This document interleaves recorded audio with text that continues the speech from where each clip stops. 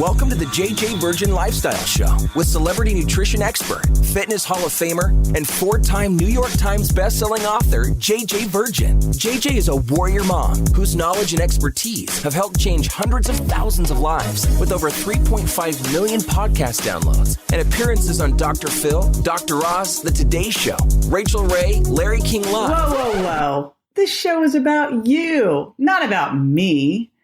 I want to help you find practical, real-world ways to dial in your health and mindset so you can finally lose that weight and feel strong and energized. Stop settling for less than your personal best. It's time to find out how to look and feel better than ever. And I'll be right here with you the whole way. Welcome to the podcast. I got someone on today that literally I've been waiting for months and months and months. We had to reschedule. I was like, oh my gosh. And I finally have Dr. Jill Carnahan on. I've known her for years. She is amazing and brilliant. And we are going to be talking about hidden toxicity, how it's keeping you from losing weight, but the bigger implications it has for your health. She's put together a great tip sheet for you too. You can get that at jjvirgin.com/Dr. Jill. Let me tell you a little bit about Dr. Jill Carnahan. She completed her residency at the University of Illinois program in family medicine at Methodist Medical Center.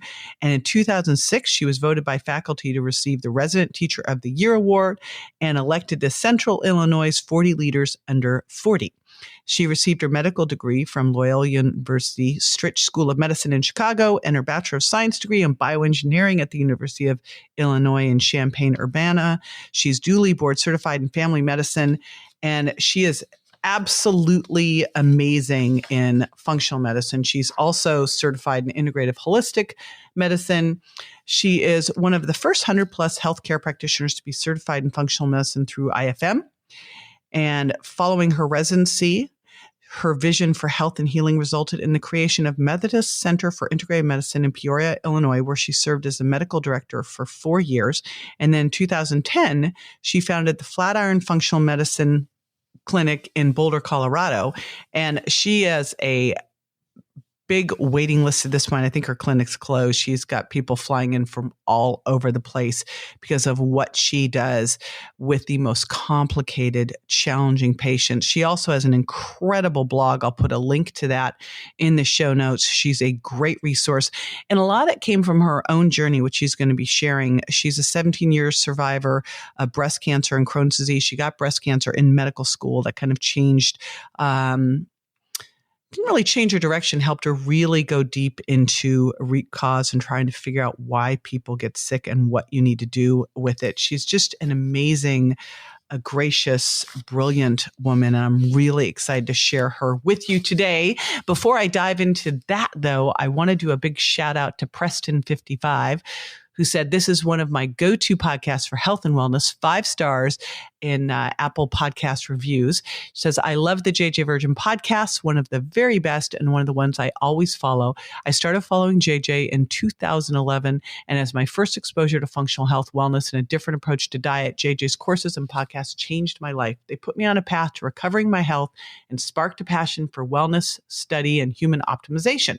The guests on our show are fascinating, and the content is amazing. Thanks. Wow, you've been here from the beginning, Preston. Thank you. And diving in to leave a review, which, by the way, we appreciate so much. You know, we sit here and I do some of these podcasts on my own, as you know, and then some with guests, and you're kind of like in a little hole, little dark cave doing these podcasts going, is anyone out there? So I so appreciate the reviews, and I love to know what else you'd like to know more about. So if there's a topic you'd like me to dive deep in, I know today after I did this interview with Jill, the first thing I was like, when are we getting you back on? So if there's someone you'd like me to interview, if there's a topic you'd like me to talk about, be sure to jump on in, leave a review, and then let me know in the review what you'd like more about. Dr. Jill Carnahan, I finally have you on the show. It's been what, like 6 months of waiting? I am patient. I am patient when I decide I have to have someone on. So welcome. I'm so happy you're here. Thank you so much for having me, JJ. And I know this will be worth the wait for everybody listening, because this is going to be an amazing, amazing interview. We are going to be talking about toxicity. We're going to talk about toxicity and weight. But first of all, how the heck did you get interested in all of this? Oh gosh. Well, I'm going to be brief because my story is long, but at 25 years old, I was diagnosed with breast cancer. And not in a million years would I have guessed that I would have such a deadly disease at that age. I was in the middle of medical school, and I had always wanted to do wellness and try to find root cause of disease. But when I was faced with my own mortality, it took on a whole different level of meaning. And so I began to search for answers. As far as my question always has been with myself, and now with my patients, is why. And today we're going to dive into the why behind some of the things that our patients struggle with and some of your listeners struggle with. But for me, realizing that I had breast cancer, the big issue was, why did I get this at 25? What is going on? And what were the preceding factors that led to this disease? So I dove really, really deep and looked at environmental toxicity. I grew up on a farm in central Illinois where there was lots of chemicals and some of the things we talk about today. Mm-hmm. And then I got the double whammy of having a really poor detoxification profile genetically. So I was basically born at a disadvantage of eliminating those toxins. And as we know, toxins can not only cause weight gain and fat, but they can also cause cancer and damage to DNA. Yeah, the weight gain and the fat's kind of the least of the problems of what toxicity does for us, really. Those are just the ones the cosmetic ones we can't stand, but they're a sign of some really much worse things going on. So, wow. So, okay, so you grew up on a farm, you had all this toxicity, and back then, I mean, this was what, 17 years ago? Like, they weren't really looking at genetic profiles to see if you were a good detoxifier. Not at all, and I think we had drank from well water, so I think our well was probably contaminated. And if I look back and I'm really clear about my exposure, I actually believe I probably got exposure in utero from my mother while I was in the womb. And that's actually, we're now seeing cord blood levels of babies that are being born, should have no exposure, and they're having a testing of over 200 chemicals in the cord blood, which is mind blowing.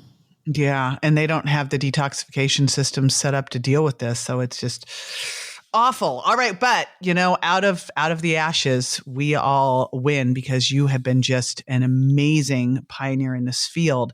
So let's dive into toxins, because you found out so much about it, and let's just get started with, why is this a problem? I mean, we have these detoxification systems; some are better than others, but why is this such a huge problem?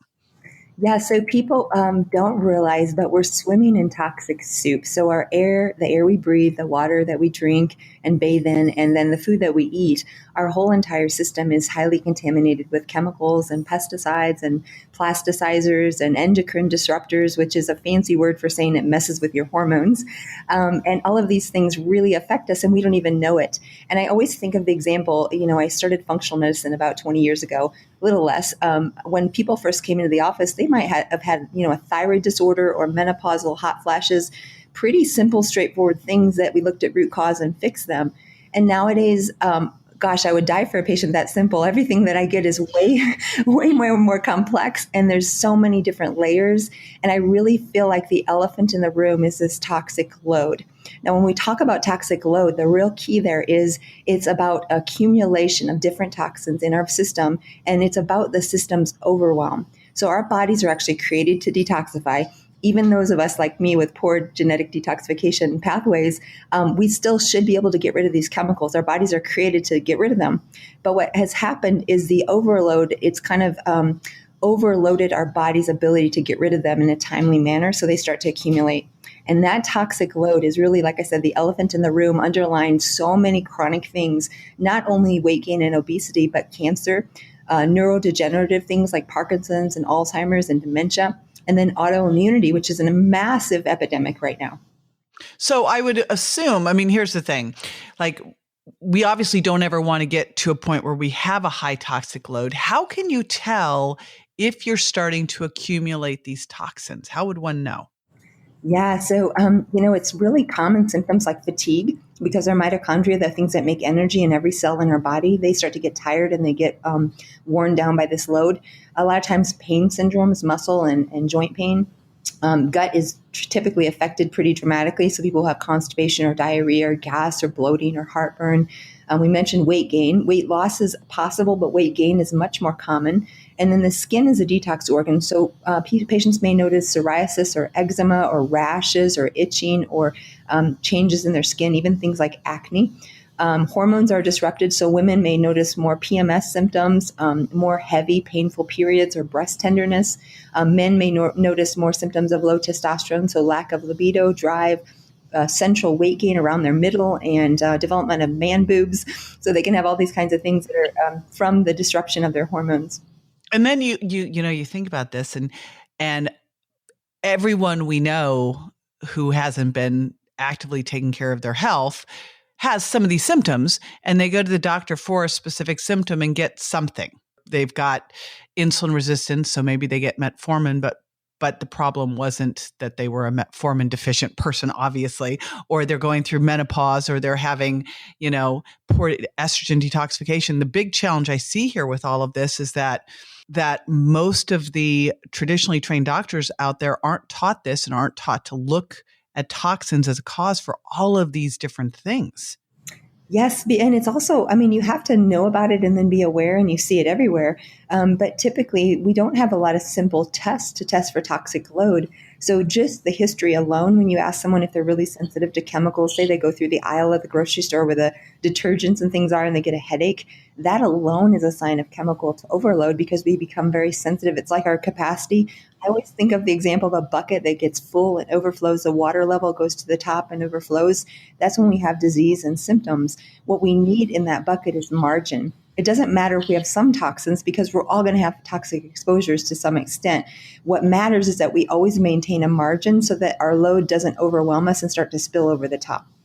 Again, the best way right now for someone to really evaluate if they have a high load is much more just looking at symptoms, I would assume, because there's no one test that's going to look at all the different toxins without spending what I think it's like 10 grand to look at it. Yes. It's like this insane amount. They'll have the newscasters did. I'm like, well, that's great. But the average person's not going to go spend 10 grand. And it's taking a snapshot. Granted, these are storing up, but it's a snapshot in time. So that's the other side. So I would think a big part of this is understanding your genetic detoxification ability and then making sure you've got a lot of things in place to help you detoxify. Do you test all your patients to see how well they detoxify? Yeah, so because I get these patients who've been everywhere and done everything and they want answers, I do a lot of testing. And one thing I do, like you said, it's not necessarily for the average person with the financial burden and stuff, but there is urinary tests that can get like you said, a snapshot in time of their toxic load of the different chemicals. And then mold, which we haven't even mentioned, is another. Oh, yes. I know. We're going to have to go there too. But super toxic one, and we can test the mycotoxins in the urine for that as well. There are also, so the problem is different toxins store in different tissues, and a lot of the toxins are fat soluble, so they store in the fat, the adipose tissue. So it's hard to measure unless you take a fat biopsy, and no one wants to do that.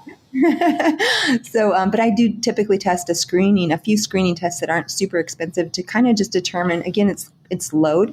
I don't actually have to determine every single toxin. I just have to know there's a high load. And the beautiful thing, and I'm sure we'll get to talk about it, is a lot of the basic detox principles will work for almost all of the toxins. So if you know a few simple things that you can do and put into place, it doesn't really matter if you identify every single last toxin. It's just a matter of reducing the load. So let's talk a little bit, because you mentioned toxin storing in the fat, and I've talked a lot on the podcast about toxic fat and this. I'd love to have you talk about it too, because I just think it's something we can't hear enough about, is the role of toxicity with weight gain. And even though I said, okay, cancer, diabetes, these are bigger risks, let's face it, if you've got excess body fat, this is a risk factor for cancer and some of these other things because of the toxins stored in the fat, right? Yes. So I want to talk about 3 different categories, and I'll be brief on each, but there is, and I'll just introduce them and then I'll go into the details on each one. The first one is just general fat-soluble toxins that create a toxic load. And the principle here is dilution is the solution to pollution, which means if your body is toxic, it will naturally try to dilute that toxic load by creating more fat cells to dilute the toxic effect. So that's how you gain weight with a generalized toxic load. The second one is mold in particular, super toxin.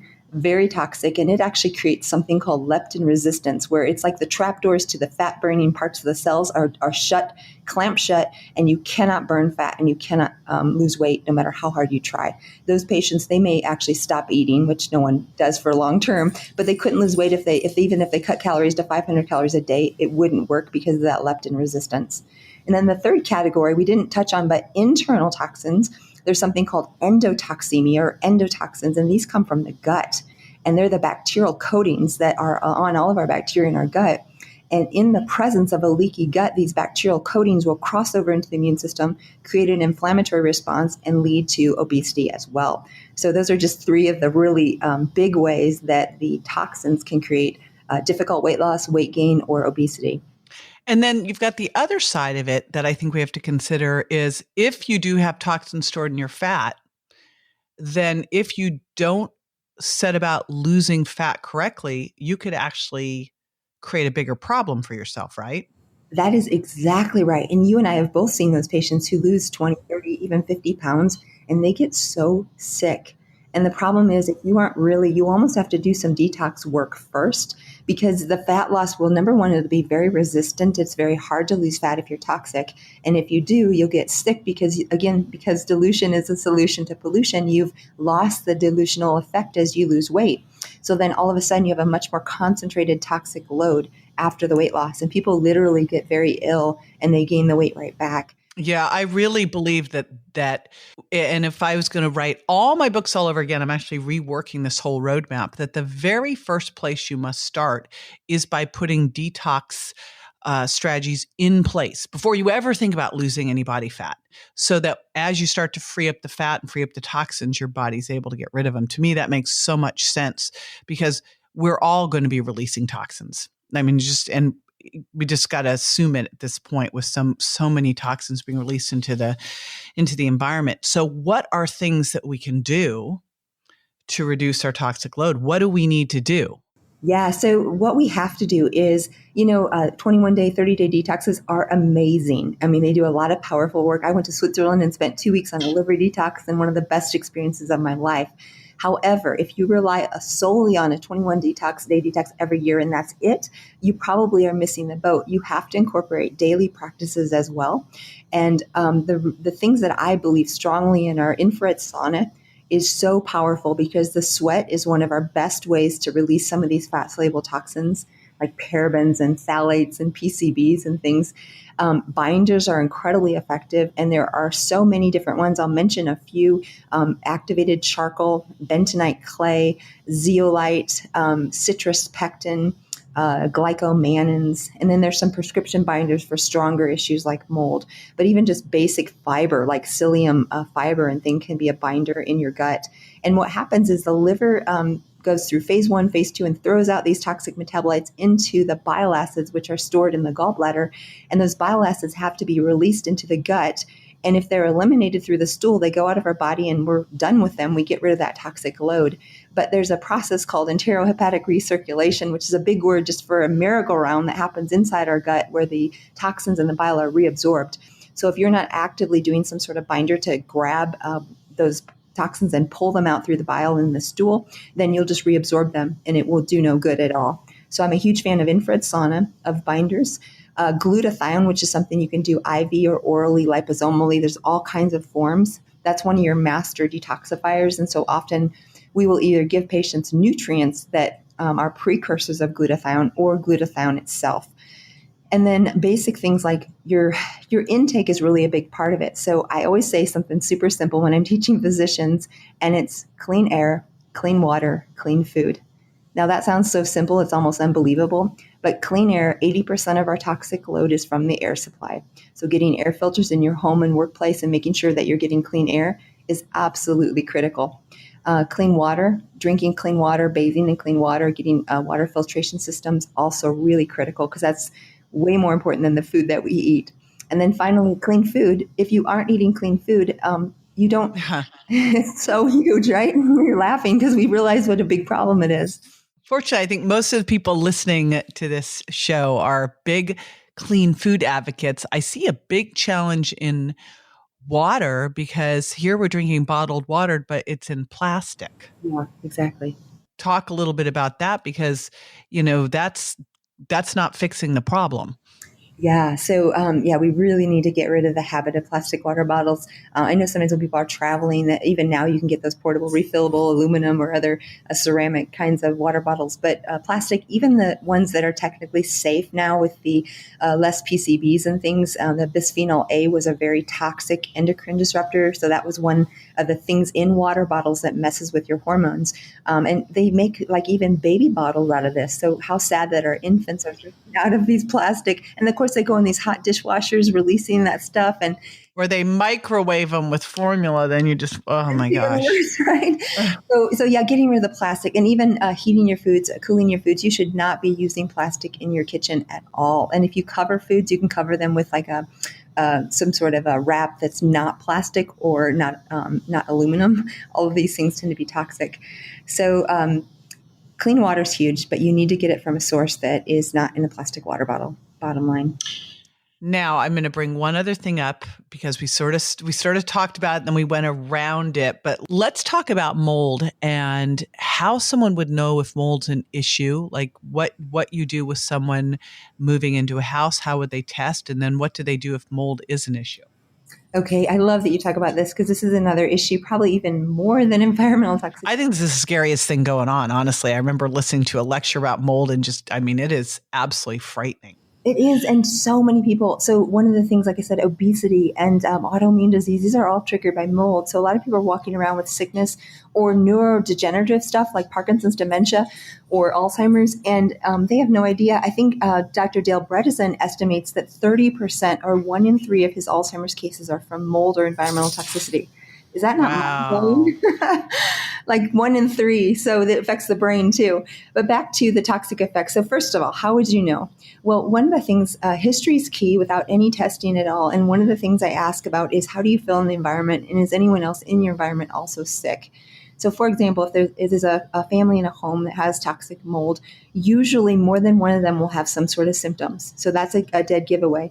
The other dead giveaway is if they go on vacation or travel and all of a sudden they feel like $1 million and their stomach issues go away and their headaches go away and their joint pain goes away. Well, you know there's something in their environment that's toxic. And then they'll notice it when they come back from vacation. Oh, I felt really bad when I came back again. So that's a big clue as far as your environment. And if you're not sure, you can actually, take a trip away, go stay in a hotel and see if some of your symptoms start to abate. It may not be perfect, but if you get out of that environment, you will start feeling better. I'll tell you a perfect example. So I was in Houston teaching last weekend. And Houston had the big hurricane. Yeah. And I'm actually pretty sensitive to mold. I'm much more resilient than I used to be. So I can stay in places that have a little mold and I'm fine. But I woke up after teaching on Friday morning and I could barely get out of bed. I could barely get showered. And I'm a really optimistic, happy person. Like I fortunately don't deal with depression. But now I know what it feels like to have that because I felt so unmotivated and exhausted and tired and sad. And then at noon, I got out for lunch. I finally got up, showered, got out for lunch. I felt perfectly normal. And I realized immediately that that hotel room was so toxic and it was affecting my energy and my mood dramatically. So it's all the time. And people they would just think, oh, I didn't sleep well. I'm tired. They wouldn't think about mold. Fortunately, I'm aware of it. So I knew immediately and I changed my rooms and I was fine the following night. But other times you don't realize it's affecting you. And Some people are kind of like these chemically sensitive people. They kind of like, for me, I can sometimes get a little sinus pressure or tension. We talked about symptoms. Typically people will have rashes, red, itchy eyes. They might have respiratory congestion, cough, or breathing difficulties. The gut's usually affected. So they might have heartburn or stomach pain. Neurologically, people will have numbness, tingling, sharp shooting pains. They call ice pick pains or headaches. And it can really affect the brain. So probably the number one thing we see is foggy thinking, like lack of concentration or focus or difficulty with problem solving. And one of the kind of unique things is word finding. So you'll substitute the wrong word for one that you're trying to say, like dog instead of cat. And these things are all common symptoms of mold in your environment. Well, I've had the same situation with like EMFs. And I remember going to one conference where they did this crazy orange and blue lighting for the stage. And I was like, I can't be in this room. I have to leave. Well, and don't you think as we get more and more, like I'm a super studier of my own environment and my own health, and I know you are as well. So because I want to optimize my performance, and because of that, I think that those of us who are aware of it, we're actually hyper aware, and we can actually tell. The more our patients become clean eaters and breathing clean air and drinking clean water and losing weight, the more they actually become sensitive when there is a problem in their environment. Yes, which you might be listening thinking, but I don't want to be sensitive. Yes, you do. It's the difference between you feeling low grade horrible all the time to feeling amazing and then being aware when there's a shift so you can get the heck out of there. So it's actually fantastic to be sensitive. So don't, I know over the years people said, I don't want to be sensitive to foods. I go, yes, you do. Yes, you do. Then you'll know it worked or it didn't work for you. Now, I know you've got a great freebie gift for everyone, your tips to reduce your toxic load. And you'll be able to grab that at jjvirgin.com/Dr. Jill. I super appreciate that because I think the most important thing here is you can hear all this stuff and it can be scary when you first start to hear it. But once you really understand how to work with it, number one, to reduce your toxic load, and then number two, to do things first to avoid the exposure wherever possible, obviously, but then things you can do on a daily basis. And I'm glad you brought that up because, a 21-day cleanse is great. That's 21 days. You've still got another, 330 and 35 or 31 out there or 34. So we've got to be doing things on a daily basis. I love detoxes and cleanses because it makes you focus. Yes. And then I think you've got to take that information and put it into everyday life so that every day we're getting bombarded, no matter how much we try not to. So every day we've got to be focusing. So I love that you put this together. Again, it's jjvirgin.com/Dr. Jill. And I just want to thank you so much for your time. And I want to get you back on. In fact, I'd love to get you back on and really do a deep dive on mold. So hopefully it won't take 6 months this time. So long. Yeah. You got it.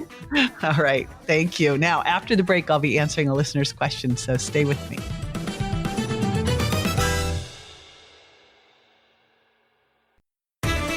Welcome back. This is the time where I answer a listener's question. Hey, if you are not hanging out yet with me on Facebook and Instagram, come join me. This is where I grab a lot of my questions. So on Instagram, it's jj.virgin. On Facebook, it's jjvirginofficial. I like to pop in there and do lives a couple times a week. And this one came from Jenny, who said, I'm thinking about doing a detox. Is this something good to do? And of course, it depends on the detox. And is it something good to do? I actually lead live detox cleanses with my community at least twice a year. And then I have one that you can jump in and do anytime on your own. But I think this is something that you should do, a focused cleanse at least 2 times a year, probably every quarter, with the intent when you do that cleanse to then take the habits that you get in that cleanse, and I'm going to talk about some of those right now, and put them into your everyday life. The reason I like to do a focused cleanse a couple times a year is sometimes these things stick and sometimes they don't. So really important things that you want to do on a regular basis. I do a Epsom salts bath every single night, except when I'm traveling. It's kind of hard to travel with big hunks of Epsom salts. But every night I'm home, I take an Epsom salts bath. I have a sunlight and sauna. I'll put a link in the show notes for this. And I do this 3 times a week at least. I'm trying to do it as even more than that. Now, I'm in the process of moving right now, so I've got a little downtime. But fortunately, my buddy, the Betty Rocker, has a sauna right down the street, so I can pop into hers. But this is such a key thing to do because it's one of the few ways that you can start to release those toxins out of your fat. And that is one of the key things you want to think of with toxins is better out than in. Next is lots and lots of spring water. My buddy, Dr. Dan Kalish, who I had on a podcast, said you should be drinking enough water so that your urine is clear. If it's not clear, you haven't been drinking enough. So that's another key one. I love that Dr. Jill mentioned binders. I use fiber every single day in my smoothie and eat a lot of fiber. And then I also use my buddy, Brother Dave Asprey's activated charcoal. And we'll put a link in the show notes for that as well. And there's also a great one called I think it's called Cyto Detox. My buddy Warren Phillips, Cyto Detox with zeolite. I'll put a link in the show notes for that too. So those are some great binders. You want to be doing a lot of fiber. You want to make sure that you are getting this out. Fiber is going to help give bulk to your stools and get them out.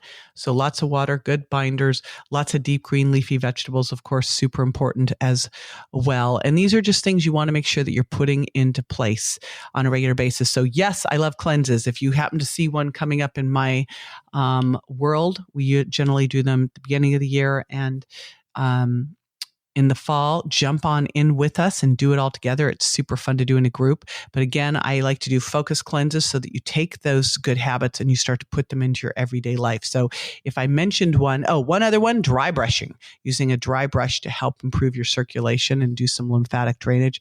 If any of these ones I mentioned are not things you're doing on a regular basis right now, grab one of those and make the commitment right now to put that into your life. All righty. If you have not yet subscribed to the show, what the heck are you waiting for? Jump on over there, subscribe, and while you're there, leave a review so I can shout you out next time. And I will see you next time. That's all for this episode of the JJ Virgin Lifestyle Show, which marks another step towards a healthier body and mind. Don't forget to rate, review, and subscribe to the show, and we'll talk to you next week.